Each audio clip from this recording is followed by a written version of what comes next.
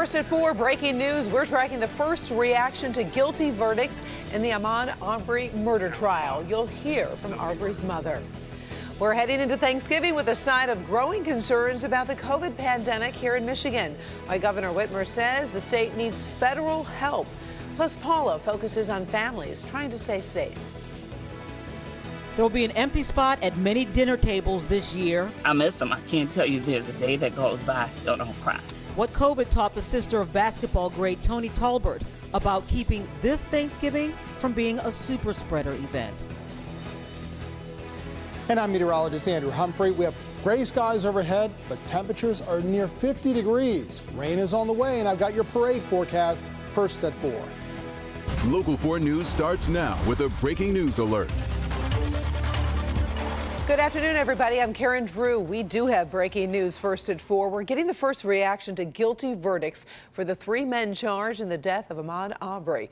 The case has captured national attention. Supporters of Arbery's family have been talking to reporters about the sweeping decision. Kimberly Gill in the newsroom with the verdicts and reaction. Kim. Karen, good afternoon to you. Ahmaud Arbery was out for a jog last February when the men chased him down and killed him. The jury in this case deliberated for about 11 hours before reaching its decision. The judge read the verdicts for each of the 3 men aloud, starting with the man who pulled the trigger, Travis McMichael. Count 1, malice murder. We, the jury, find the defendant, Travis McMichael, guilty. I'm going to ask that whoever just... Okay, so that shout that you heard there was Ahmaud Arbery's father reacting to that verdict. He was escorted from the courtroom immediately. Travis McMichael was found guilty on all 9 counts. The jury found Gregory McMichael guilty of 8 charges, including murder, but not guilty of malice murder. William Roddy Bryan Jr. was convicted of several charges, including felony murder. The defense claims the men were trying to enact a legal citizen's arrest. The prosecution, though, says they were the aggressors in that encounter. Outside the courthouse, you can see here the crowd cheered as Arbery's parents walked out. Here's his mother. Listen. I never thought this day would come, but God is good. Yes, he is. And I just want to tell everybody thank you for those who marched, those who prayed, most of all the ones who prayed. Yes, Lord. Yes. Thank you, guys. Yes, Lord. Thank you. And now Quez, which you know him as Ahmaud, I know him as Quez. Yes. He will now rest in peace. Amen. All 3 men face life in prison. Their sentencing has not been scheduled. Travis McMichael is also facing 3 separate federal hate crime charges to which he has pleaded not guilty. We're gathering more reaction, including the response of Detroit civil rights leaders as well as clergy members. Our coverage will continue tonight at 5 and 6. For now, Karen, we'll send it back to you. All right. Thank you, Kim. Sure. Federal help is on the way to Michigan as the COVID-19 pandemic is stuck in another downward spiral. The state confirming the Department of Defense will send 2 medical teams to relieve doctors and nurses at 2 local hospitals. The support will go to Beaumont Hospital in Dearborn and Spectrum Health in Grand Rapids. The teams arrive next week and are expected to stay for 30 days. In the past hour, the state reported 17,000 new cases of the virus in the past 2 days, an average of about 8,500 daily. That is up from last week. The 7-day positivity rate remains above 17%. Tonight at 5, we'll dig deeper into those numbers and hear from the state health department about that need for federal help. Doctors are hoping a holiday travel boom doesn't spread more COVID as millions of people are moving all around the country. Earlier today, we saw plenty of passengers heading somewhere to see someone. We're told the numbers at Detroit's Metro Airport will be very close to pre-pandemic levels. This year, you can even get your COVID vaccine right at the airport. Of course, Detroit is just one of the many airports across the country crowded with travelers today. We also have video from around the country. Let's start over on the left-hand corner. You can see Dallas, Atlanta, Chicago, and Massachusetts. We haven't heard of any major problems, but this is coming. We should actually consider that Sunday is the busiest day. So many people try to get back home. So this is really just the beginning of that holiday test. Now, if you are staying home, you might be counting down to the America's Thanksgiving Parade presented by Gardner White. We know we definitely are. It's less than 17 hours away. Here's a sneak peek at some of the floats that you'll see heading down Woodward Avenue tomorrow morning. This was the big rollout today. Spectators are allowed along the route after the COVID pandemic made that impossible last year. No matter where you watch, you can use the QR code you see on your screen to get special camera views. Just sign up online to be a WDIV Insider. Membership does have its privileges. All right, so we're ready for the parade. Mother Nature trying to throw a little bit of a drama in there in the morning. Okay, so you've talked about rain, Andrew. How serious, how long, how do people need to be prepared?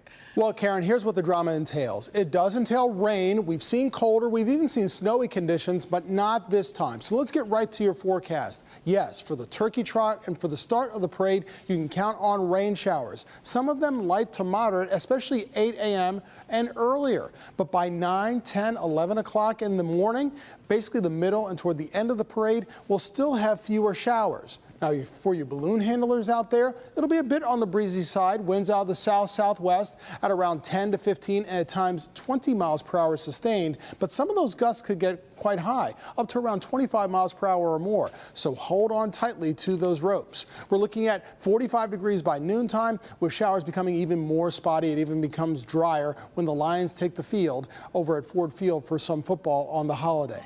We'll talk more about tomorrow afternoon, what you can expect on Friday for deal making, and of course your full 7-day forecast coming up. All right, thank you, Andrew. A statue of the late football coach Bo Schembechler was splattered with red paint as someone vandalized the monument to send a message. Take a look at the video from Sky 4 this morning. You can see someone wrote the words, quote, Bo knew, #hail to the victims. The paint and the graffiti protesting the sex abuse scandal involving former U of M athletes and the late Dr. Robert Anderson. An anonymous local resident creating this mess and claiming the former coach knew about the abuse. Vandalism is under investigation. The university is facing legal action over the abuse claims. All right, let's go back to Thanksgiving and COVID-19. So many families are struggling with how to juggle the desire to see loved ones with the need to keep everybody safe from the virus. Paula Tutman spoke to one woman whose plans have been deeply affected by a very personal loss. And Paula, too many families will relate to this story. Oh, yeah, absolutely. And relate to everything about it, because this is the time where a lot of people are prepping for their holiday meal in whatever way they actually do their prep. But here's the thing. What health experts are telling us is no matter how you prep for your meal, the most important prep happens before you get to your kitchen. Vaccines, masks, even COVID testing to make sure that your family members can remain safe. I'm just hoping they have my last few items. Terry Miles is doing the Thanksgiving Eve dance. You know, the one where you're getting your last minute preps done before the big meal. She's expecting a full house tomorrow, but there will be one spot empty at her table. Her brother, Tony Talbert, the basketball great, who died this summer from COVID after refusing to get vaccinated. He was always first one there, last one to leave. So this holiday will be a little bit different because there definitely will be an empty seat there. And I miss him. I can't tell you there's a day that goes by I still don't cry. So. And that is why the rules will be different tomorrow in her home and at her table. And we don't want to continue to go through this grief again. So the only way to prevent that is make sure you're just honest with people and tell them, look, you come to my stuff, you must be vaccinated. Infectious disease expert Dr. Matthew Sims from Beaumont Health System says not taking simple and safe protocols at your table simply feeds the virus. We need layers and layers of protection. And those layers include the vaccine, it includes masks, it includes social distancing, it includes hand hygiene, cough etiquette. If everyone in the house is fully vaccinated, yes, you stand less risk of breakthrough infections, but it doesn't hurt to still be cautious. The vaccine is not a bubble around you. It's not impenetrable. It's more like a shield, right? If you sit in a room with somebody who's spewing out lots of COVID, it's going to probably get through your vaccine. Now, it will probably still protect you from getting really sick, but it may not protect you from getting infected. Keep in mind the Delta variant is the game changer. It can harbor itself in the nasal passages of those who are vaccinated and lay in wait to be transmitted to someone who is not vaccinated. Dr. Sims says definitely don't put older people or children under 5 in close eating proximity to those who are unvaxxed or even work at jobs that don't require masks, or if you yourself are out and about and possibly exposed. I'm worried that we're going to have an even bigger surge after Thanksgiving because people are being exposed to other people in large numbers.